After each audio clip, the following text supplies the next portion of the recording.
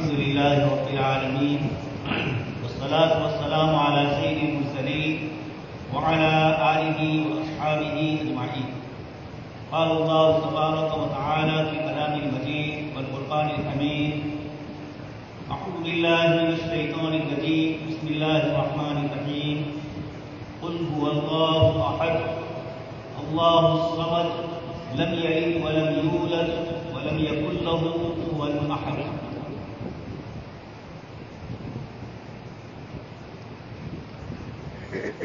وقال النبي صلى الله عليه وسلم: كلمتان حبيبتان إلى الرحمن خفيفتان على اللسان ثقيلتان في الميزان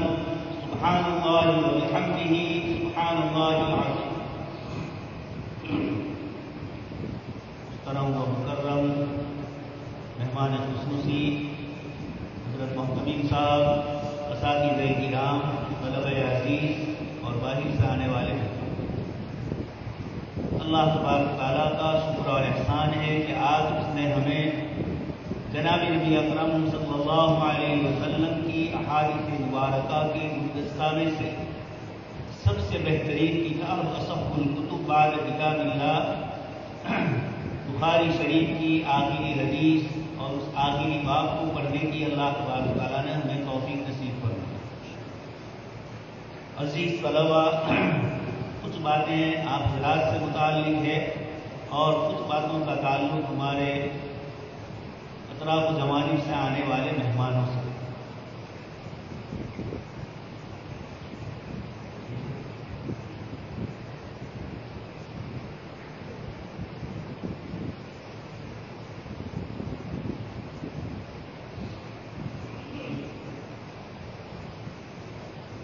حضرت امام بخاری رحمۃ اللہ علیہ کی یہ کتاب ہے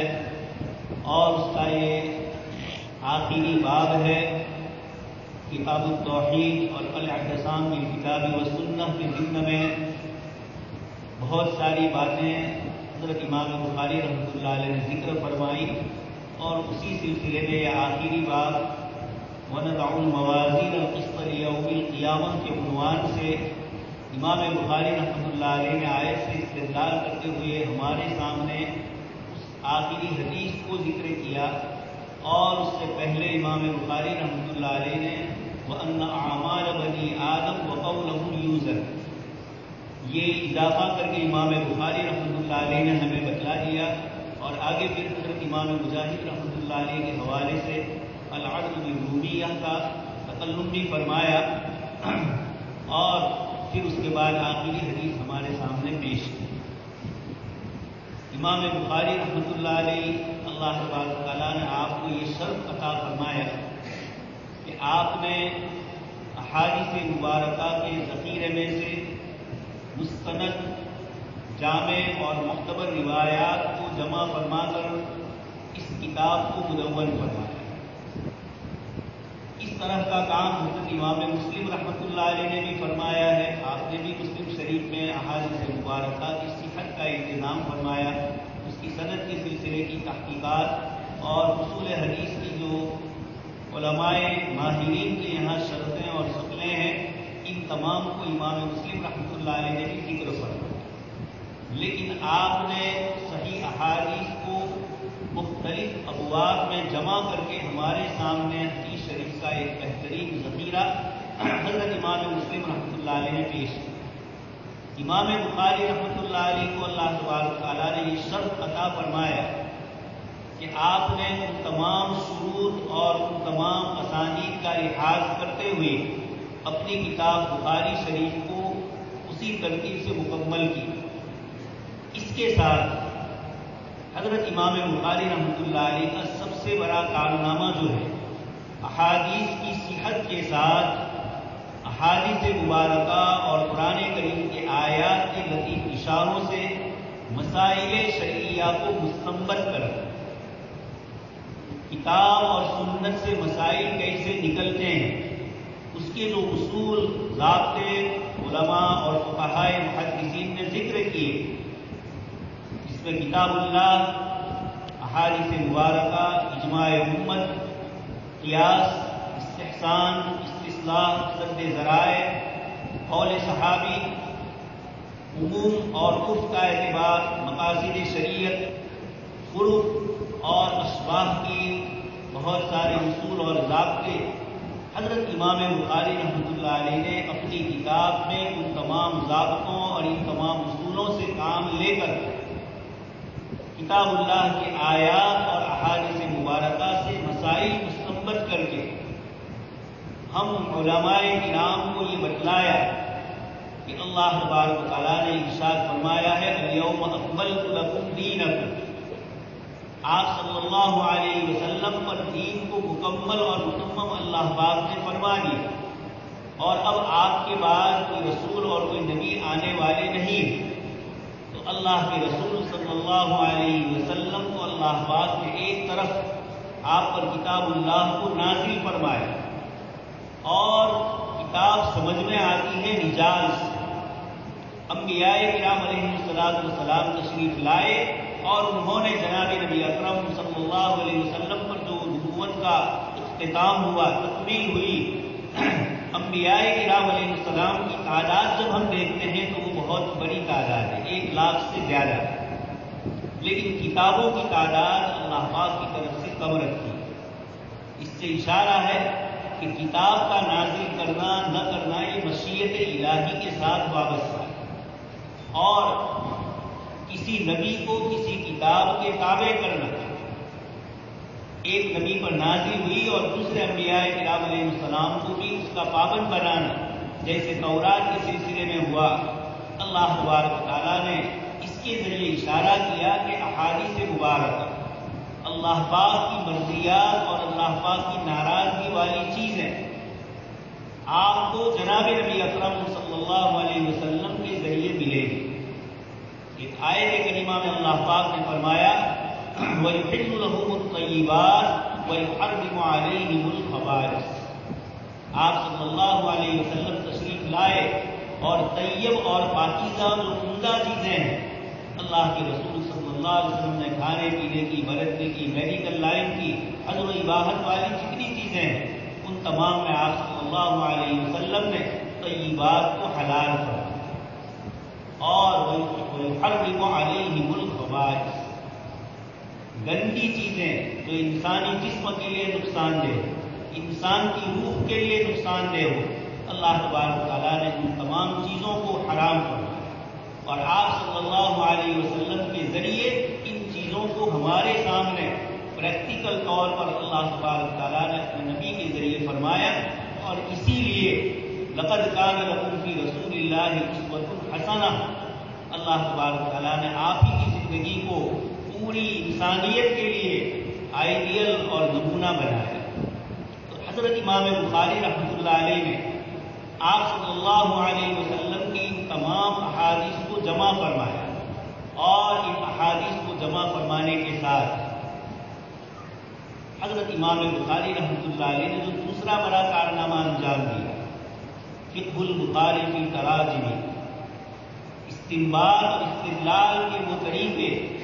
جو ائمہ مستحقین کے یہاں معروف اور متداول تھے، حضرت امام بخاری رحمۃ اللہ علیہ نے ان تمام طریقوں کو اپنایا۔ کتاب اللہ یہ ہمارے لیے سب سے بڑا ماوا اور ملجا ہے، سنت نبی اس کی تشریح، آپ صلی اللہ علیہ وسلم کی ذات گرامی ثم ان علینا بیان ہے، آپ نے کتاب اللہ کی آیات کو عملی شکل میں، کتاب اللہ میں لفظ صلاۃ تھا، اس کا کیا معنی کیا مراد، عملی شکل میں آپ صلی اللہ علیہ وسلم نے ہمیں بتلایا۔ کتاب اللہ میں زکوٰۃ کا لفظ تھا، معاشرتی مسائل تھے، معیشت کا نظام تھا، اور انسانی زندگی میں جن جن چیزوں کی ضرورت پڑتی ہے ان تمام چیزوں کی طرف کتاب اللہ نے اشارے فرمائے، اور جناب نبی اکرم صلی اللہ علیہ وسلم نے اس کی تشریح فرمائی۔ تو احادیث جب تک کتاب کے ساتھ شخصیت نہ ہو اور عملی نمونہ نہ ہو، آدمی کے لیے اس چیز پر عمل کرنا مشکل ہو۔ اس لیے اللہ تبارک تعالیٰ نے جناب نبی اکرم صلی اللہ علیہ وسلم کی ذات گرامی کو مکمل اسوہ اور نمونے کی شکل میں انسانیت کے سامنے پیش کی۔ حضرت امام بخاری رحمۃ اللہ علیہ کی یہ کتاب اول سے آخر تک آپ نے پڑھی، اور اس میں امام بخاری رحمۃ اللہ علیہ نے انسانی زندگی کی ضروریات کے جتنے مسائل، چاہے وہ انسان کی انفرادی زندگی ہو، پرائیویٹ زندگی ہو، چاہے سماجی اور معاشرتی ہو، اور چاہے حکومت اور سیاست کے اعتبار سے نظام چلانا ہو، چاہے مالیات اور اقتصادیات کے اعتبار سے نظام چلانا ہو، جناب نبی اکرم صلی اللہ علیہ وسلم کی ان تمام احادیث کو حضرت امام بخاری رحمۃ اللہ علیہ نے اپنی کتاب میں بڑے اکرام اور احترام اور تقدس کے ساتھ اس کی تمام احادیث برکتوں کا، اس کے آداب اور شرائط کا لحاظ کر کے ہمارے سامنے پیش کر کے یہ بتلایا کہ جناب نبی اکرم صلی اللہ علیہ وسلم نے جو فرمایا کہ میں تمہارے سامنے ایسا دین لے کر نازل ہوا ہوں جس کی رات دن کی طرح روشن، تو امام بخاری رحمۃ اللہ علیہ نے اس کو واضح کرتے ہوئے، اور جس کو اللہ تبارک تعالیٰ نے بار بار قرآن میں فرمایا لِتُبَيِّنَ لِلنَّاسِ، تاکہ آپ لوگوں کے سامنے بیان کرو۔ 7 زمینیں اور 7 آسمان کا اللہ پاک نے ذکر فرمایا، اور اس کے ساتھ یہ بھی فرمایا تاکہ آپ جان لو، آپ اس کو واضح کرو لوگوں کے سامنے۔ تو جناب نبی اکرم صلی اللہ علیہ وسلم کی روایتوں کو امام بخاری رحمۃ اللہ علیہ نے جمع کرنے کے ساتھ ان سے مسائل مستنبط کر کے ہم میں سے ہر ایک عالم کو بتلایا کہ جناب نبی اکرم صلی اللہ علیہ وسلم کے احادیث مبارکہ میں اتنی وسعت ہے، اتنی گہرائی ہے، استدلال کی ایسی قوت اور صلاحیت ہے کہ اگر آپ احادیث مبارکہ سے مسائل مستنبط کرنا چاہیں، ہمارے ذخیرے احادیث میں بلکہ ذخیرے فقہیات میں اتنا بڑا مثالی کارنامہ کتاب اللہ کی آیات اور احادیث مبارکہ کو جمع کرتے ہوئے مسائل شریعہ کے استنباط کا امام بخاری رحمۃ اللہ علیہ کے برابر کسی کا مقام، صاحب ہدایہ اور دوسرے بہت سارے فقہائے کرام نے بہت ساری محنتیں کی، انہوں نے بھی آیتیں اور عقلی استدلالات پیش کی، فقہائے متقدمین کے جزئیات کو ذکر فرمایا، لیکن اتنی باریکی سے، اتنی لطافت سے اور اتنی دوررس نگاہوں سے امام بخاری رحمۃ اللہ علیہ نے اپنی کتاب میں مسائل جس طریقے سے مستنبط کیے ہیں، یہ جناب نبی اکرم صلی اللہ علیہ وسلم کا معجزہ ہے۔ آپ کے ذریعے یعنی حضرت امام بخاری رحمۃ اللہ علیہ کے ذریعے اللہ تبارک تعالیٰ نے اس کتاب کے عناوین کو قائم فرما کر اور اس کتاب میں استدلال کا جو طریقہ ہے، ان دونوں کو پیش کر کے امام بخاری رحمۃ اللہ علیہ نے ہمیں بتلایا کہ ایک مفتی اور ایک مجتہد کے لیے اپنے زمانے کے مسائل کو حل کرنے کے لیے کتاب اللہ کی ضرورت پڑے گی اور سنت نبی صلی اللہ علیہ وسلم کی ضرورت پیش آئے گی۔ اس لیے آپ نے بخاری شریف میں دیکھا امام بخاری رحمۃ اللہ علیہ نے کثرت سے قرآن کریم کی آیات سے استدلال کیا اور ایسے ایسے لطیف استدلالات کیے جو عام مفسرین کے یہاں اس کی وضاحت نہیں ملتی۔ کسی کو طریقے استدلال سے اختلاف ہو سکتا ہے، لیکن قوت استدلال امام بخاری رحمۃ اللہ علیہ نے جو پیش کی، آپ نے خود اس کا اعتراف کیا ہے کہ میں نے اپنے بچپن کے زمانے میں اپنے شہر بخارا کے ائمہ احناف ابو حفص کبیر اور دوسرے جو حضرات تھے، ان سے مسائل کے مستنبط کرنے کے طریقے میں نے ان حضرات سے سیکھے اور پھر پوری کتاب میں اس طریقے کو ہمارے سامنے واضح کیا۔ اس لیے امام بخاری رحمۃ اللہ علیہ کی کتاب کو اللہ تبارک تعالیٰ نے شرف عطا فرمایا کہ آج ہم امام بخاری رحمۃ اللہ علیہ کی اس کتاب کو پڑھنے میں اپنے لیے سرمایہ آخرت سمجھتے ہیں، اپنے لیے سعادت مندی سمجھتے ہیں کہ جناب نبی اکرم صلی اللہ علیہ وسلم کی روایتوں کا وہ معیار اور روایتوں کے اخذ کرنے میں، اسماء رجال کو پرکھنے میں حضرت امام بخاری رحمۃ اللہ علیہ کو اللہ پاک نے بہت بڑا مقام عطا فرمایا۔ ایک تو یہ مقام حلال روزی کے ذریعے حاصل ہوا جو آپ کے والد محترم نے کمائی، اس کے ساتھ والدہ محترمہ کی دعائیں آپ کے ساتھ شامل ہیں۔ یہ تمام مومنین کو اشارہ کیا جا رہا ہے کہ جب آپ حلال کمائی کے ذریعے اپنی اولاد کو صحیح دینی تعلیم دیں گے تو یہ امت کے لیے بہترین رہنما بن سکتے۔ حضرت امام بخاری رحمۃ اللہ علیہ کی والدہ کی دعاؤں نے بتلایا کہ ماں باپ اپنی اولاد کو صرف تعلیم و تربیت ہی نہ دیں، رات کو اٹھ کر ان کے لیے دعائیں بھی کریں۔ جیسے رب ارحمہما کما ربیانی صغیرہ اولاد کو کہا گیا، اسی طریقے سے یہ بھی کہا گیا کہ ہماری اولاد کو قرۃ عین، ہماری آنکھوں کی ٹھنڈک بنائے۔ یہ دعائیں بھی قرآن نے بتلائی اور اس کے ذریعے بتلایا کہ حلال کمال اور دعائیں اور آدمی کا تقویٰ اور طہارت یہ اس کو اس مقام تک پہنچا دیتا ہے جس مقام پر امام بخاری رحمۃ اللہ علیہ کو اللہ پاک نے پہنچایا۔ یہ مسائل شرعیہ کی لطافت اور باریکی علماء کرام کا کام ہے۔ ہر زمانے میں نئے پیش آنے والے مسائل کا حل کس طریقے سے پیش کیا جائے، امام بخاری رحمۃ اللہ علیہ نے اس کی ایک بہترین کوشش کر کے آج سے 1200 سال پہلے ذکر کر دیا، اور ہم علماء کرام کو اس کے لیے مشعل بنایا کہ کتاب اللہ کی طرف توجہ ہونی چاہیے، احادیث مبارکہ کی طرف توجہ ہونی چاہیے، اس کے بعد استنباطات اور استدلال کے طریقے آئے ہیں۔ تو یہ بات تو مجھے آپ طلبہ عزیز سے عرض کرنا ہے، امام بخاری رحمۃ اللہ علیہ نے اپنی پوری کتاب کے اندر ہر مقام پر ایسی چیز ذکر کی ہے جو اوروں کے یہاں بہت کم ملتی ہے۔ یہ اللہ پاک نے آپ کو اخاذ کی اخذ حدیث شریف سے مسائل کے مستنبط کرنے کی جو صلاحیت عطا فرمائی، آپ نے پورا اس میں اپنا زور لگایا۔ اور بقول حضرت شیخ انو صاحب رحمۃ اللہ علیہ کتاب التوحید میں تو امام بخاری رحمۃ اللہ علیہ نے اپنے آپ کو نچوڑ دیا، اتنی محنت اور اشتہار فرمایا۔ یہی کتاب التوحید کا یہ آخری باب ہے، باب قول اللہ تعالی ونضع الموازین القسط لیوم القیامہ۔ اس کے ذریعے امام بخاری رحمۃ اللہ علیہ الرد علی الجہمیہ اور وغیرہ اللہ پاک کی ذات اور صفات کی بحث کو کتاب التوحید میں امام بخاری رحمۃ اللہ علیہ نے بہت کھول کر بیان کیا، بہت تفصیل سے ہر باب کے شروع میں جچے کھلے الفاظ ذکر کیے، اور کتاب التوحید کے جتنے بھی ابواب ہیں بہت لطیف انداز میں کتاب اللہ کی آیات کو پیش کرتے ہوئے یا اللہ پاک کی صفات کو پیش کرتے ہوئے امام بخاری رحمۃ اللہ علیہ نے اپنے زمانے کے جو حضرات باطل نظریات والے جنہوں نے اللہ پاک کی ذات و صفات پر مختلف قسم کی اپنے عقیدت کے گھوڑے دوڑائے اور جس میں کچھ بھٹک گئے، کچھ افراد و تفریق کا شکار ہوئے، اور کچھ کے متعلق ایسی باتیں آئی جو امام بخاری رحمۃ اللہ علیہ سمجھ سکتے تھے۔ اپنے زمانے میں اس قسم کے باطل فرقوں کو آپ دیکھ رہے تھے، اس لیے امام بخاری رحمۃ اللہ علیہ نے کتاب التوحید میں علم کلام کے مسئلے کو ذکر فرمایا، اللہ پاک کی ذات اور صفات کے مسائل کو ذکر کیا، اور امام بخاری رحمۃ اللہ علیہ نے کتاب ختم کرتے ہوئے آخری باب میں معتزلہ کے وزن اعمال کے منکر تھے، اس لیے امام بخاری رحمۃ اللہ علیہ نے ونضع الموازین القسط لیوم القیامہ آیت کریمہ کے ذریعے استدلال کر کے معتزلہ کے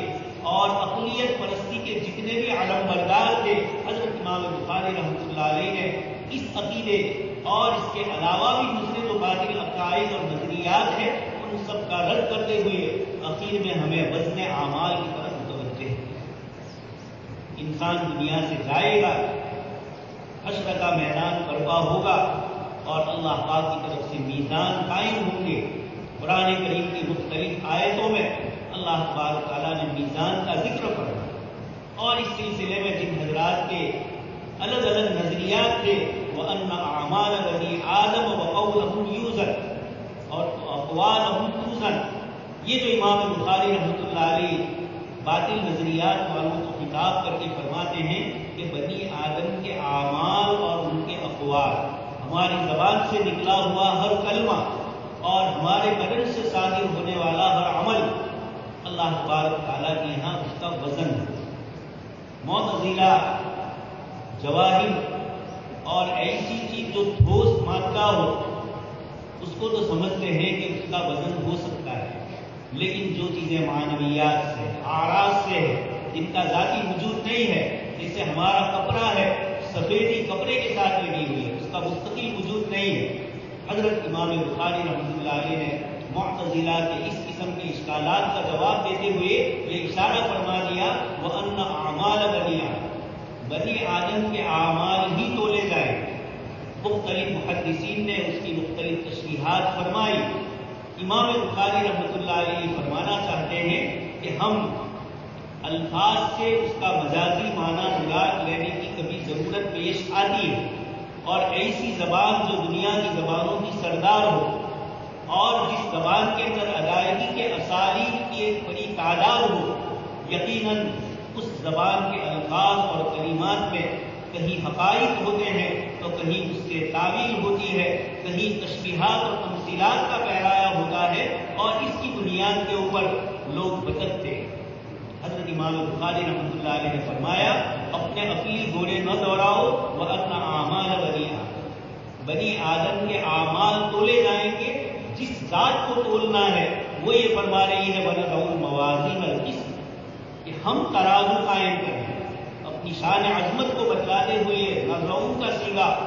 جمع کا سیگا اللہ تبارک تعالیٰ نے استعمال فرما کر بتایا. امام بخاری رحمۃ اللہ علیہ آیت پیش کرتے ہوئے ہم عزیز طلباء کو یہ کہہ رہے ہیں کہ آپ نے بھی پوری کتاب پڑھی اور اخیر میں اب اپنی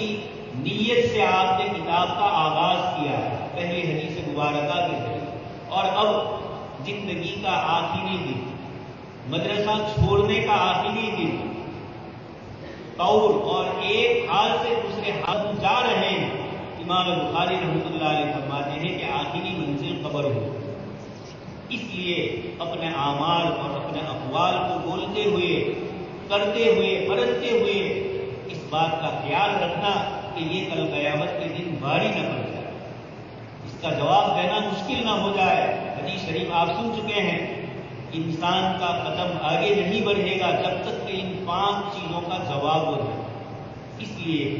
بے سینگ بکری اور سینگ والی بکری آپس میں اگر دنیا میں ان کے درمیان میں بھی اس طرح کی لڑائی ہوئی ہے، پل صراط پر اللہ پاک کی طرف سے حساب بھی پورا ہو جائے گا. سینگ والی بکری کو بے سینگ بکری بتلا لے گی اور پھر اس کے بعد ان کو تو ختم کیا جائے گا. لیکن بنی آدم اعمال اور اقوال ان کے تولے جائیں گے. اس لیے ہم بات کریں تب بھی سوچ سمجھ کر کریں. ان السمع والبصر والفؤاد کل اولئک کان عنہ مسئولا. اللہ پاک فرماتے ہیں علم کا ذریعہ اور معلومات کا ذریعہ تو 3 چیزیں بنیادی ہوتی ہے. آدمی کان سے سنتا ہے، آنکھ سے دیکھتا ہے اور دل سے اس کا ادراک کرتا ہے. عقل سے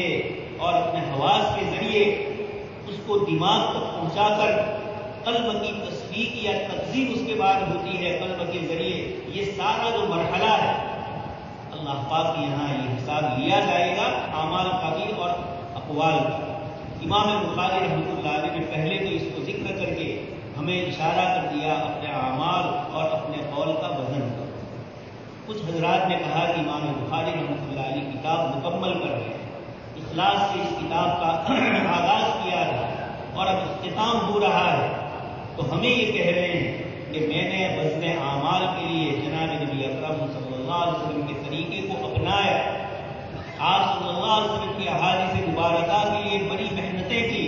رجال کی چھان پتک کے بعد میں نے اپنی اس کتاب کے اندر اس کو جگہ دی ہے، اور ان روایتوں کے لیے میں نے اتنی ساری محنتیں کی ہے. تو مجھے امید ہے بارگاہ رب العزت سے کہ جب وزن اعمال ہوگا تو اس اخلاص والی کتاب کا وزن بھی انشاءاللہ بھاری ہوگا. تو امام بخاری رحمۃ اللہ علیہ اپنے وزن اعمال، اپنی کتاب کے وزن اور اپنی ذات کو بھی اس آیت کریمہ کے ذریعے دنیا سے رخصت ہونے کی طرف اشارہ کر رہے ہیں، اور مجھے اور آپ کو بھی اس بات کی طرف توجہ دلا رہے ہیں کہ آپ کے لیے یہ مسئلہ آئے گا اور وَنَضَعُ الْمَوَازِينَ الْقِسْطَ کا استحضار آپ کو کرنا ہوگا. اس کے بعد امام بخاری رحمۃ اللہ علیہ نے مجاہد کا قول نقل کیا. امام مجاہد رحمۃ اللہ علیہ اکابر تابعین میں سے ہے. حضرت عبداللہ بن عباس رضی اللہ عنہما کے 2 شاگرد حضرت عطا اور حضرت مجاہد کثرت سے آپ نے بخاری شریف کے مسائل کے استنباط میں، اور جہاں حضرت عبداللہ بن عباس کے اقوال جمہور صحابہ کرام سے الگ ہوئے یا کسی مستقل مسئلے پر عبداللہ بن عباس رضی اللہ عنہما کے قول کو نقل کیا، تو عمومی طور پر مجاہد اور عطا ان دونوں بزرگوں نے کثرت سے اپنے استاد کے تفسیری اقوال کو اور مسائل شرعیہ کے اقوال اور ارشادات کو بھی بخاری شریف میں امام بخاری رحمۃ اللہ علیہ نے حضرات کے حوالے سے نقل کی. سے امام بخاری رحمۃ اللہ علیہ یہ کہنا چاہتے ہیں کہ آدمی اپنے مطالعے سے اپنی معلومات سے دین نہیں سمجھ سکتا جب تک کہ جیسے انبیاء کرام علیہ السلام کو اسوہ اور نمونے کے لیے بھیجا گئے اس طریقے سے امت کے لیے عملی شکل میں حضرات صوفیاء کرام حضرات ائمہ مجتہدین انہوں نے اپنے اپنے زمانے کے اندر اس طرح کے مسائل کے استنباط کے ساتھ ساتھ اپنی عقل کے گوروں کے بجائے دین اور شریعت کو بنیاد بنایا. جن مسائل میں ان کو اپنے اعتبار سے اطمینان نہیں ہے ان مسائل کے استخراج اور استنباط کے لیے وہ ائمہ مجتہدین کے اقوال ان کی کتابیں ان کے ارشادات کو پیش نظر رکھ کر یہ بتلاتے ہیں کہ لا تجعل فی قلوبنا غلا للذین آمنوا، ہمارے دل میں ہم سے پہلے گزرنے والے ائمہ مجتہدین اور محدثین کے سلسلے میں کوئی بدظنی نہ ہو.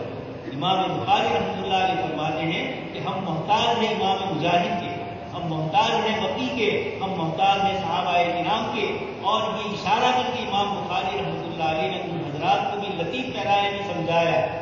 جو یہ کہتے ہیں کہ ہمیں صرف کتاب اللہ کافی ہے، جو کہتے ہیں صرف ہمیں احادیث کافی ہے،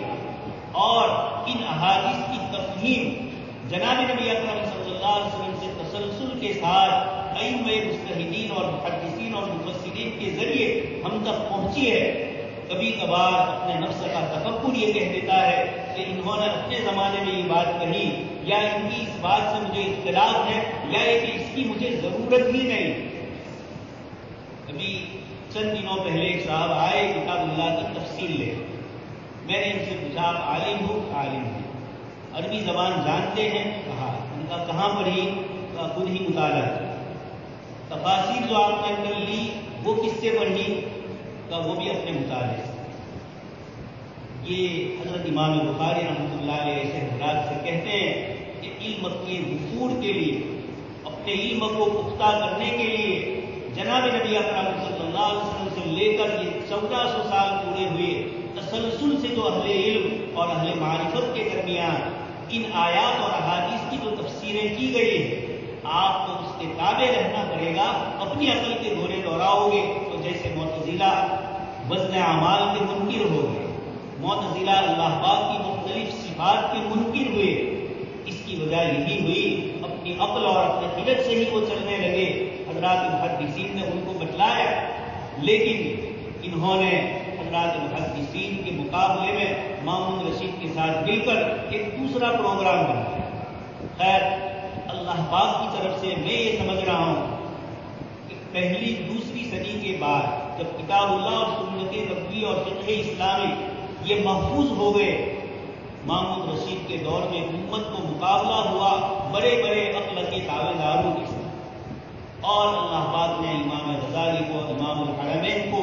ابو الحسن عشعری کو، ابو منصور ماتریدی کو بیچ کر یہ بتلایا کہ جیسے یہ دین نقل کے اندر اپنی کوئی ثانی اور اپنا کوئی نظیر نہیں رکھتا ہے، اس طریقے سے عقلی اعتبار سے بھی استنباط کرتے وقت معتزلہ کے مقابلے میں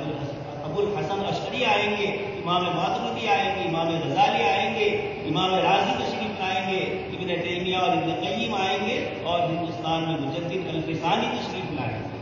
اور حضرت نانوتوی رحمۃ اللہ علیہ، حضرت خانوی رحمۃ اللہ علیہ. یہ پورا تسلسل ہے کہ جب بھی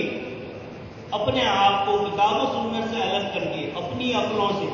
انبیاء کرام علیہ السلام اور خاص کر کے جناب نبی اکرم صلی اللہ علیہ وسلم کی تعلیمات سے ہٹ کر آدمی جب اپنے لیے الگ چوراہا کھڑا کرے گا تو ایسے موقع پر وہ بھٹکے گا اور شیطان اس کو بھٹکائے گا، وہ دوسروں کو حقیر اور کمتر سمجھے گا. معتزلہ نے یہی سمجھا تھا کہ مناطقہ اور فلاسفہ کا مقابلہ ہم ہی کر سکتے ہیں، یہ محدثین اور فقہاء کی جماعت ان کا جواب نہیں دے سکتی، اور بھی افراد و تفریق کی شکار مختلف جماعتیں ہیں. تو امام بخاری رحمۃ اللہ علیہ یہاں پر المجاہد کا قول نقل کر کے القصاص والعدل بالرومیہ کے ذریعے امام مجاہد رحمۃ اللہ علیہ کے علوم کو لینے کی ہمیں ترغیب دے. اگلے متقدمین جو حضرات ہیں ان کے علوم سے ہمیں وابستگی ہے. اب یہ رومی زبان کا لفظ ہے القصاص العدل بالرومی، زبانوں کے بدلنے سے اصطلاحات بدلتی ہیں. عرف کے بدلنے سے اصطلاحات بدلتی ہے. مستقل اصول فقہ میں آپ پڑھ چکے ہیں، احکام میں تغیر آتا ہے، تغیر ازمان سے. عرف کی بنیاد پر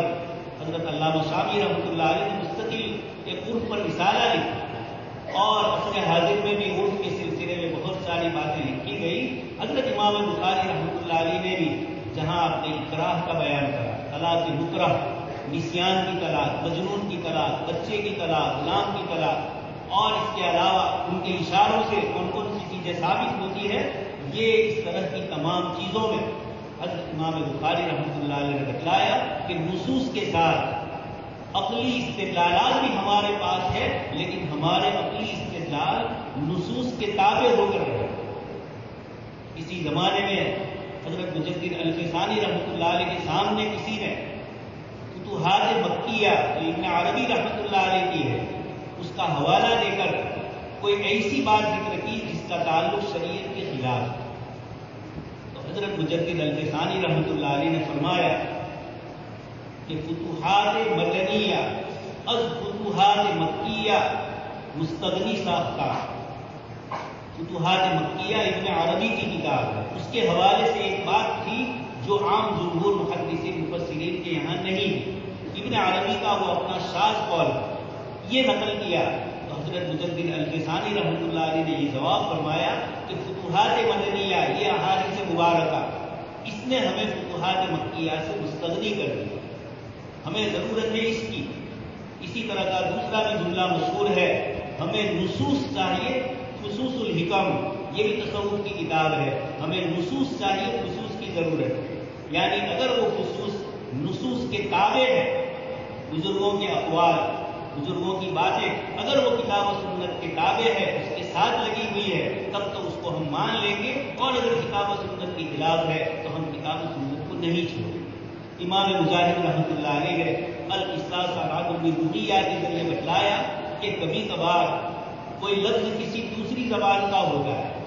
اور اس کو عربیت میں لایا جاتا ہے، تعریف اس کی جاتی ہے، اب وہ عربی زبان ہی کا لفظ ہوگا، اب اس کو عجمی نہیں کہا جائے گا، لیکن لغات کی اصل ضرور بتلائے. عزیز طلبہ، آپ نے امام بخاری کی کتاب تفسیر پڑھی. امام بخاری رحمۃ اللہ علیہ کیسی اس کی تشریح فرمائی، لغات کس طرح کی ہمیں بتلائی ہے،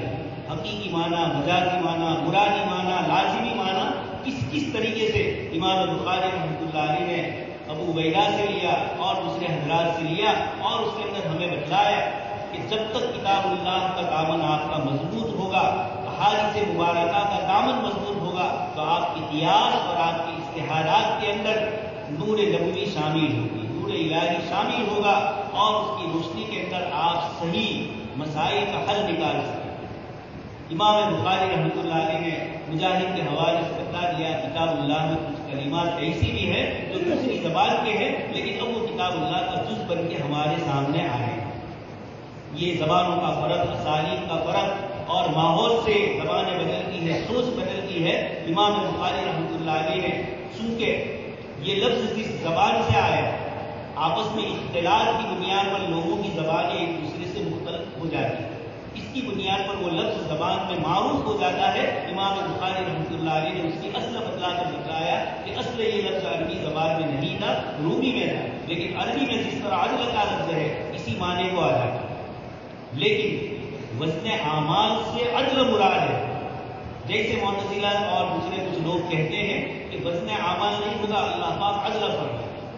اس عدل کی یہ ظاہری شکل ہوگی جس کو اللہ پاک نے مدد الموازین القسط کے ذریعے اور فمن یعمل مثقال ذرۃ خیرا یرہ، بار بار اللہ تبارک تعالیٰ نے ان کو ذکر فرمایا. پھر نحوی اور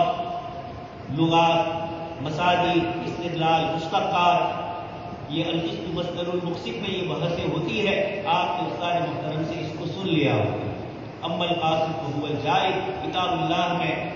ازداد بھی ہے. سورہ رعد میں ایک مفسر لکھتے ہیں کہ اللہ پاک نے 32 چیزیں ذکر کی، جس میں 16 ایک طرف، دوسری 16 دوسری طرف. نور کو ذکر کیا تو ضلالت کو بھی ذکر کیا، روشنی کو ذکر کیا، اندھیرے کو اللہ پاک نے ذکر فرمایا، بر کو ذکر کیا، بحر کو ذکر فرمایا.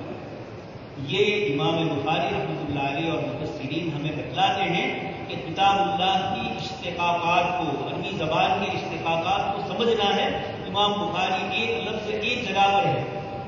ایک روایت میں ایک لفظ آئے، اس روایت کو دوسری جگہ جب ذکر کریں گے تو وہ لفظ یہاں ذکر نہیں کرتے۔ یہ تیقظ اور بیداری چاہتی ہے بخاری شریف، سوتے ہوئے بخاری شریف نہیں پڑھی جائے۔ اپنے دماغ کو کہیں اور کسی جگہ لگا دیا ہے تو بخاری کے استدلالات کو سمجھنا آسان نہیں ہے۔ یہ سب سے افواہی کو لاتے ہیں، اجلا کو چھوڑ دیتے ہیں، یہ تو سب کو معلوم ہے۔ اللہ پاک نے جب علوم میں ان کو رسوخ عطا فرمایا تو ہمارے سامنے کتاب پیش کرتے ہوئے بتلایا کہ اپنی استعداد کو نحو صرف سے بڑھانی ہے، اپنی استعداد کو بلاغت کے اصول اور ضابطوں کی روشنی میں سمجھنا ہوگا، اور قدر قلیل منطق، فلسفہ اور عصر حاضر کی جو سائنس ہے اس کو بھی سمجھنا ہوگا۔ جس زمانے میں آپ ہیں اس زمانے کے جو فتنے ہوں گے، امام بخاری رحمۃ اللہ علیہ اس کی طرف اشارہ کر رہے ہیں کہ آپ کو اسی طریقے سے ہتھیاروں سے لیس ہونا پڑے گا۔ آگے اس کے بعد امام بخاری رحمۃ اللہ علیہ آخری روایت پیش کی اور اللہ تبارک تعالیٰ کی صفات کو ذکر فرمایا۔ کلمتان حبیبتان الی الرحمن، دو کلمے ہیں جو محبوب ہے رحمان، خفیفتان علی اللسان۔ بخاری شریف کے آخری حدیث کے درس پر عزیز طلبہ آپ سب جانتے ہیں اتنا لکھا گیا ہے، مختلف حضرات نے مختلف اعتبارات سے کم 500 سے 700 صفحات کا مجموعہ ہے جو صرف اس آخری حدیث پر ہمارے محدثین نے اپنے بیانات اور اپنے خطبات کے ذریعے پیش کیا۔ یہاں مبتدا خبر اور تقدیم و تاخیر یہ سب باتیں آپ سن چکے ہیں، مجھے یہاں اللہ پاک کی صفات کے متعلق تھوڑی گفتگو کرنی ہے، اس لیے کہ جس ملک میں ہم رہتے ہیں اور اس وقت جو بات موضوع سخن بنی ہوئی اور ڈبیٹ میں جس پر کثرت سے گفتگو ہو رہی، اللہ پاک حضرت مولانا ارشد ندوی دامت برکاتہ ان کو جزائے خیر عطا فرمائے، آپ نے ہمت کر کے اس مسئلے کو اٹھایا اور گھر واپسی کا جواب دیتے ہوئے او لتعودن فی ملتنا،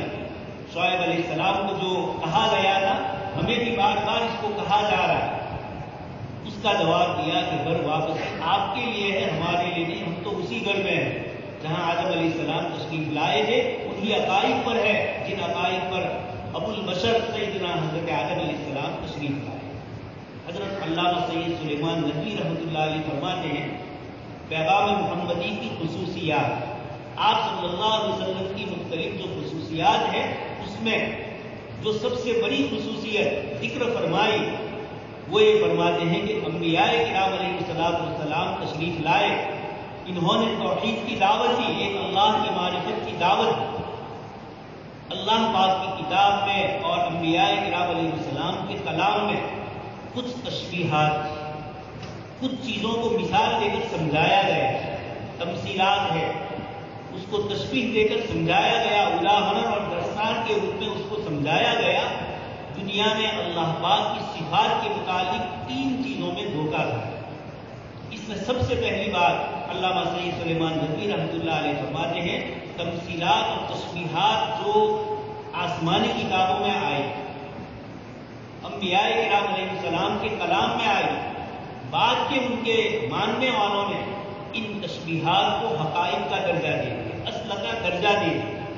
ورنہ ایک اللہ ہی کی دعوت تمام انبیاء کرام علیہ السلام نے دی تھی، لیکن نبی کے تشریف لے جانے کے بعد قوموں نے ان کے نظریات کو بدل دیا، ان کے عقائد کو بدل دیا۔ اسی کے اندر حضرت آدم علیہ السلام سے جو توحید شروع ہوئی تھی، حضرت نوح علیہ السلام تک میں اس میں گڑبڑ شروع ہو گئی۔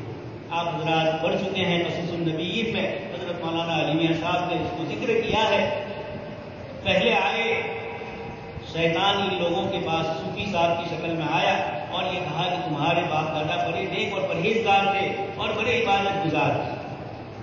کہا کہ ان کی تھوڑی سی تصویر بنا لی جائے تاکہ ان کی یاد کرتے ہوئے تمہیں بھی دین اور شریعت پر عمل کرنا آسان ہو جائے۔ یہ تصویر آہستہ آہستہ مورتی کی شکل اس نے اختیار کر لی اور پھر معبود کی شکل اختیار کی۔ یہ تشبیہات اور تمثیلات کو نہیں سمجھ پائے۔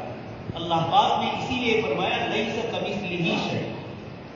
اللہ پاک کی ذات اور صفات میں وہ یکتا ہے، کوئی اس کی طرح نہیں۔ آپ کے سامنے میں نے مختصر سی ایک سورت پڑھی تھی قل هو اللہ احد. اللہ پاک یہ بھی فرما سکتے تھے هو اللہ احد، لیکن فرمایا قل هو اللہ احد. اللہ پاک کی احدیت کیسی ہوگی یہ نبی ہی بتلا سکتے ہیں اور کوئی نہیں بتلا سکتا. اس لیے نبی کے ذریعے فرمایا قل. بہت سارے لوگ ہر زمانے میں ایسے رہے جنہوں نے دین اسلام کی بہت اچھی تشریح، اسلام کی خوبیوں کو، محاسن اسلام کو اجاگر کیے، لیکن خود ایمان کی دولت سے محروم ہے. اس لیے کہ وحدت اور واحدیت کو وہ سمجھے تھے، توحید نہیں سمجھے. توحید تو صرف نبی کے ذریعے ہی سمجھی جاتی ہے. اس لیے اللہ پاک نے فرمایا قل. مشرکین پوچھ رہے ہیں کہ جس خدا کی عبادت کی جائے وہ کیسا ہو؟ فرمایا آپ کہیے. اللہ پاک فرما سکتے تھے کہ وہ ایسا ہے، لیکن نبی کو واسطہ بنا اور اس کے ذریعے لطیف اشارہ کیا کہ دین کی کسی بھی بات کو جناب نبی اکرم صلی اللہ علیہ وسلم سے ہٹ کر اپنی عقل، اپنے شعور اور اپنے احساسات سے سمجھنا چاہو گے تو نہیں ہو سکتا ہے. قل. اور پھر اس کے بعد اللہ پاک کی مختلف صفات کو ذکر کیا. تو ایک تو دھوکہ کھایا لوگوں نے تشبیہات اور تمثیلات سے. دوسرا حضرت علامہ فرماتے ہیں کہ لوگوں نے دھوکہ کھایا اللہ پاک کی مختلف صفات کی بنیاد. وہ علیم بھی ہے، خبیر بھی ہے، بصیر بھی ہے، سمیع بھی ہے. یہ تو چند نام ذکر کیے. وَلِلَّهِ الْأَسْمَاءُ الْحُسْنَى اور قُلِ ادعوا اللَّهَ أَوِ ادعوا الرَّحْمَٰنَ أَيَّمَّا تَدْعُوا فَلَهُ الْأَسْمَاءُ الْحُسْنَى. حضرت شاہ صاحب فرماتے ہیں کہ لوگوں نے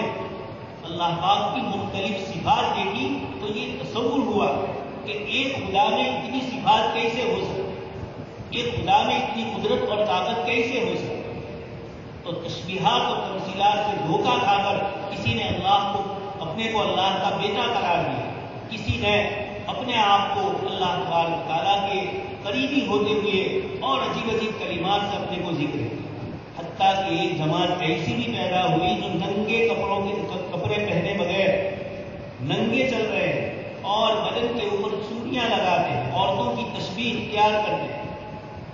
سہاگن نام کا ایک مستقل فرقہ ہے جو توحید کو نہیں مانتا ہے، اپنے آپ کو نعوذ باللہ اللہ کی بیویاں قرار دیتا ہے. اللہ پاک نے قرآن کریم کی آیات کے ذریعے یہ فرما دیا کہ ان تشبیہات اور تمثیلات میں تم چونکہ حقائق خداوندی لا تدرکہ الابصار وہو یدرک الابصار. موسیٰ علیہ السلام کو صرف اتنا کہا کہ اس پہاڑ کی طرف دیکھو. اگر موسیٰ علیہ السلام نے اللہ تبارک تعالیٰ سے رؤیت کا اپنے دل کی خواہش سے اظہار کیا، اللہ تبارک تعالیٰ نے فرمایا لن ترانی ولكن انظر الى الجبل فإن استقر مكانه فسوف ترى. موسیٰ علیہ السلام صاحب شریعت تھے، اس کے باوجود خر موسیٰ صاحب. میرے اور آپ کے سامنے 1000 واٹ کا بلب ہو تو آنکھیں ہماری تکلیف ہوگی، اور اگر 1 کروڑ واٹ کا اگر آ جائے ہم تاب نہیں لا سکتے. حصی اور مادی چیز کی جب تاب نہیں لا سکتے تو نورانی، وہ ایک نور ہے انا اورا. اللہ کے نبی صلی اللہ علیہ وسلم کو اللہ پاک نے فرمایا افتمارونہ علی ما یری ولقد رآہ نزلۃ اخری. آپ صلی اللہ علیہ وسلم نے کیا کیا دیکھا؟ لقد رآ من آیات ربہ الکبری. رؤیت خداوندی میں حضرت عائشہ صدیقہ رضی اللہ تعالیٰ عنہا انکار کرتی ہے اور حضرت عبداللہ بن عباس رضی اللہ تعالیٰ عنہ اس کو مانتے ہیں. خیر اس کا تعلق ہمارے بنیادی عقائد سے نہیں ہے کہ جس کے ماننے نہ ماننے پر ہمیں سوال کریں، لیکن بتلانا یہ ہے کہ اس علیم و خبیر ذات، اس کی مختلف صفات کی وجہ سے ان کی سمجھ میں نہیں آئے تو انہوں نے یہ کیا کہ نعوذ باللہ اللہ پاک کو تو ایک مان، لیکن شرک اس صفات کے اندر وہ ایسے آگے بڑھ گئے کہ کسی نے منہ بنائے تو 2-4 سر بنا دیے، کسی نے ہاتھ بنائے تو 1 سے زیادہ ہاتھ بنائے اور پھر اس کو اوتار کی شکل میں بتلایا ہے. یہ کیا ہے؟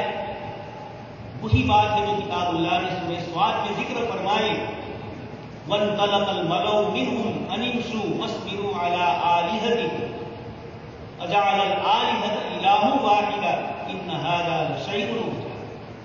ابو جہل ابو لہب نے کہا کہ ساری زمانوں میں ہر زمانے میں اس طرح کی آواز آتی ہے، ایک خدا کو ماننے سے کیا ہوگا، اسی اسی میں ساری شکتیاں، اسی کے اندر ساری قوت آ جائے،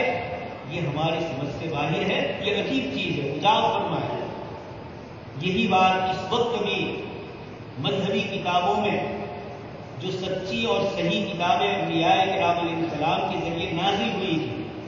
اور لوگوں نے یحرفون الکلمہ کر دیا۔ اللہ پاک نے فرمایا ہر علاقے میں، ہر قوم میں ہم نے نبی بھیجے ہیں، تو وہ انبیاء کرام علیہ السلام کی صحیح تعلیم تھی، لیکن لوگوں نے اپنی طرف سے اس میں رد و بدل کر دیا۔ ہندوستان کی بھی یہی حالات ہوئے کہ اللہ نے انبیاء کرام علیہ السلام کو بھیجا ہوگا،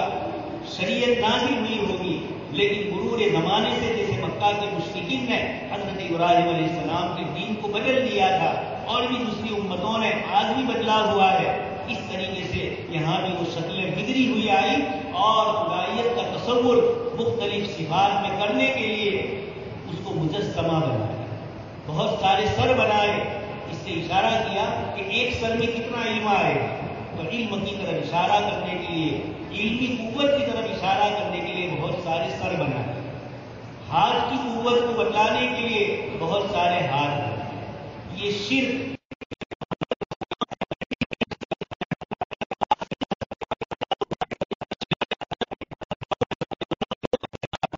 جنت کی نعمتوں کی صفات ذکر فرمائی سورہ واقعہ میں، سورہ رحمان میں اور دوسری کئی صورتیں ہیں، اللہ پاک نے جنت کی نعمتوں کی لذت رکھی ہے، جبکہ اللہ پاک ان لذتوں سے پاک ہے، یہ ان چیزوں میں سے کسی کے محتاج نہیں، لیکن کیسا علم ہے کہ بغیر چکھے ہوئے اللہ تبارک تعالیٰ ان صفات کو، ان چیزوں کی صفات کو، ان کے الوان کو، ان کے اجسام کو ذکر کرتے ہیں، وہ چیزیں جس کا تعلق ذوقیات سے ہے، اس کے باوجود، اور اللہ پاک ان تمام صفات سے پاک ہے، پھر بھی اللہ پاک ان نعمتوں کو بتلاتے ہیں۔ جس خدا اپنے قدوس نے اتنی چھوٹی سی زبان میں اتنے چکھنے کے کھانے بنائے ہیں کہ صاف میٹھی چیز ہو وہ بھی محسوس کر لیں، کھٹی میٹھی اور کڑوی ہو ایک ہی چیز، اور مختلف صفات ہے، انسانی زبان اس کو بھی الگ سے تمیز کر لے، تو انسان کو جب اللہ پاک نے یہ قوت دی، چکھنے کے بعد انسان معلوم کر سکتا ہے، لیکن بغیر چکھے اللہ تبارک تعالیٰ اس کے محتاج نہیں ہے۔ قل هو اللہ احد، واحد نہیں فرمایا، واحد کے ساتھ اثنین آتا ہے، احد کے ساتھ کوئی نہیں آتا، یکتا، کوئی اس کے علاوہ، اور آگے اللہ پاک نے اپنی صفات ذکر فرمائی، لم یلد ولم یولد، صفت سمدیت ذکر فرمائی، ساری مخلوق اس کی محتاج، وہ کسی کا محتاج ہے، لم یلد ولم یولد، نہ جنا نہ اس سے کوئی جنا جائے گا، ولم یکن لہ کفوا احد۔ امام بخاری رحمۃ اللہ علیہ نے اس آخری روایت کے ذریعے بتلایا کہ صفات الہیہ کو سمجھنا ہے تو بار بار سبحان اللہ کا کثرت سے ذکر کرو، جب اللہ پاک کی عظمت اور پاکی بیان کرو گے تو تمہارے قلب میں مخلوق کی عظمت نکل جائے گی اور اس کی عظمت تمہارے دل میں آئے گی، اور پھر اس کے بعد ہر مسئلے کا حل تمہارے سامنے۔ کثرت سے زلزلے آ رہے ہیں، کیوں آ رہے ہیں اور کیسے آ رہے ہیں، حالات کس طریقے سے بدل رہے ہیں، ساری لگام اس نے اپنے ہاتھ میں رکھی ہے، مخلوق میں سے کسی کو کوئی طاقت اور قوت نہیں دی ہے کہ وہ اپنی طرف سے اس طرح کی کوئی حرکت کرے۔ اسباب کے درجے میں شیطان اور اجتناب الشیاطین لگے ہوئے ہیں، دجال کو اس کا خاتمہ ہوگا، لیکن اللہ پاک نے پہلے ہی پارے میں یہودیوں کا قصہ ذکر کیا، وما کفر سلیمان ولکن الشیاطین کفروا، سحر کے ذریعے، باطنی چیزوں کے ذریعے، یفرقون بہ بین المرء وزوجہ، اللہ پاک فرماتے ہیں جادو کے ذریعے میاں بیوی کے رشتے توڑنے کی کوشش کریں، وما هم بضارین بہ من احد الا، اللہ پاک فرماتے ہیں ضرر اور نفع اللہ ہی کے اختیار، اس لیے اسباب کے درجے میں اسباب والوں نے کورونا کے موقع پر بھی اسباب بتلائے، اس وقت پھر یہ اسباب کی شکل میں چیز ہو سکتی ہے، لیکن یہ سب اسباب ہے، جب تک مسبب الاسباب نہیں چاہے گا کائنات کا کوئی ذرہ، اس میں کوئی حکومت اپنے ہاتھ سے کسی کے حوالے نہیں۔ حضرت شاہ ولی اللہ رحمۃ اللہ علیہ فرماتے ہیں انسانوں نے دھوکہ کھایا اللہ پاک کے ساتھ بادشاہوں اور وزیروں کو دیکھ کر، ان کے مشیروں کو دیکھ کر کہ نعوذ باللہ بادشاہ کو ساری چیزوں کا، ساری فائلوں کا علم نہیں ہوتا ہے، وزیر اعظم کو ساری چیزوں کا علم نہیں ہوتا ہے، سچیو ہوتے ہیں، وزیر ہوتے ہیں، بیچ والے ہوتے ہیں جو ان چیزوں کو تیار ہیں، اللہ پاک کی ذات کے ساتھ بھی نعوذ باللہ اس طرح. تیسری چیز علامہ سید سلیمان ندوی رحمۃ اللہ علیہ نے فرمائی کہ تیسری چیز یہ ہے کہ اللہ پاک کی متنوع اور متضاد صفات جب انہوں نے دیکھی تو ان کی سمجھ میں نہیں آیا. خیر کا خدا الگ مانا، شر کا خدا الگ مانا. جبکہ خیر پیدا کرنے والی ذات، شر پیدا کرنے والی ذات اللہ پاک کی ہے. اتصاب قسم کا تعلق بندے سے ہے، اور چونکہ یہ دارالامتحان ہے اس لیے دارالامتحان میں آزادی بھی ہے، اپنی ذات کو اختیار بھی دیا ہے. اس لیے بندے کو اضطرار سے نکل کر اپنے اختیاری بننے کی جو صوفیاء کرام تلقین فرماتے ہیں وہ یہی کہ مزہ آ جائے اپنی ذات کے اندر. حضرت علامہ گنگوہی رحمۃ اللہ علیہ حاجی امداد اللہ سے بیعت ہوئے اور پھر اس کے بعد ذکر و اذکار شروع فرمائے اور پھر ذکر میں آگے بڑھ گئے اور پھر عادت عبادت اور عبادت عادت بن جائے. یہ جو مسئلہ ہے حضرت گنگوہی رحمۃ اللہ علیہ نے کہا کہ ذکر کے وقت بے چینی ہوتی ہے، نماز کے اوقات میں بے چینی ہوتی ہے، نماز پڑھنے کی طرف توجہ جائے. تو یہ حضرت امام بخاری رحمۃ اللہ علیہ تسبیحات کی کثرت کے ذریعے اللہ پاک کی طاقت و قوت کا استحضار کروایا. سبحانک لا علم لنا، فرشتوں نے اپنی کم علمی کو ظاہر کرتے وقت اسی کو ذکر کیا. معراج میں آپ صلی اللہ علیہ وسلم کو لے جایا گیا تو سبحان الذی اسریٰ پڑھا. اس لیے عزیز طلبہ یہ بخاری شریف سے متعلق کچھ باتیں تھیں. امام بخاری رحمۃ اللہ علیہ نے اخیر میں حضرت احمد ابن اشکاب اور اشکاب دونوں کی خیرات دونوں ہیں، ان کے ذریعے یہ روایت ہم تک پہنچائی. روایت کے راویوں میں امام بخاری رحمۃ اللہ علیہ نے جو غسل اور ذات کے ملفوظ رکھے ہیں وہ آپ شروع سال میں سن چکے ہیں. یہ دیگر محدث کے مقابلے میں امام بخاری رحمۃ اللہ علیہ کا یہ بھی ایک مستقل مزاج اور ایک مستقل اسلوب اور طریقہ ہے. امام بخاری رحمۃ اللہ علیہ نے مجلس کے اختتام پر سبحان اللہ وبحمدہ کہہ کر ہمیں آخرت کی طرف متوجہ کیا. عملی میدان میں آپ جا رہے ہیں تو اعمال کے ساتھ اتباع سنت کا جذبہ لے کر جائے. اس وقت دو تہذیب، دو کلچر کی لڑائی. محمد اسد صاحب جرمنی کے، اللہ پاک نے ان کو علوم سے نوازا. انہوں نے مسلمانوں سے کہا کہ دو چیزیں ایک ساتھ نہیں ہو سکتی، بمصطفیٰ بے رسا خیشرا کہ دی ہما اس. یہی ہے. ان کے علاوہ جتنے طریقوں میں جاؤ گے وہ تو یہ کہتے ہیں کہ ہم نے سنت کو تقسیم کیا ہے فرض میں، واجب میں، مستحب میں، مندوبات میں، جواز میں. اللہ کے نبی صلی اللہ علیہ وسلم کی ذات کے متعلق قرآن نے فرمایا ما آتاکم الرسول، رسول جو دے وہ مستحب شکل میں ہو چاہے وہ سنت کی شکل میں ہو، فرض کی شکل میں. اس لیے بخاری سے یہی پیغام ہے کہ امت دوسروں کے کلچر میں چل رہی ہے، امت کا لباس بدل رہا ہے، سوچ بدل رہی ہے. امت کی مختلف چیزیں، ہمارا کاروبار، ہمارا معاشرتی نظام، ہماری شادی بیاہ سب اللہ کے رسول کی بتلائی ہوئی چیزوں سے الگ جا رہا ہے. اللہ تبارک و تعالیٰ اپنے نبی کی اس طریقے کی سنت کی بے حرمتی کو برداشت نہیں کرتے. اپنی ذات کے لیے تو برداشت کرتے ہیں لیکن نبی کے لیے حضرات صوفیاء کرام فرماتے ہیں کہ آپ صلی اللہ علیہ وسلم کے لیے اللہ تبارک و تعالیٰ یہ برداشت نہیں کرتے ہیں. اس لیے امت کو ضرورت ہے سبحان اللہ کی طرف واپس آنے کی، ذکر اللہ کی طرف واپس آنے کی. اللہ تبارک تعالیٰ سے دعا ہے کہ اللہ تبارک تعالیٰ صحیح سنی باتوں پر مجھے بھی اور آپ تمام حضرات کو عمل کرنے کی توفیق نصیب فرمائے. اور ابھی ہمارے مہمان خصوصی حضرت مولانا فاروق صاحب دامت برکاتہ تشریف فرمائے. انشاءاللہ دستار بندی کے بعد حضرت کے بھی ملفوظات عالیہ سے ہم مستفید ہوں گے. اللہ تبارک تعالیٰ ان کے علوم سے بھی ہمیں استفادہ کی توفیق نصیب فرمائے. آمین وآخر دعوانا.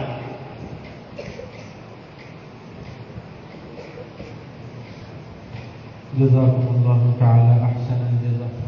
اللہ تبارک و تعالی ہمیں اس دنیا میں آخرت کی تیاری کرنے کی توفیق عطا فرمائے اور اپنے زبانوں کو ذکر اللہ سے تر رکھنے کی بھی توفیق خاص عنایت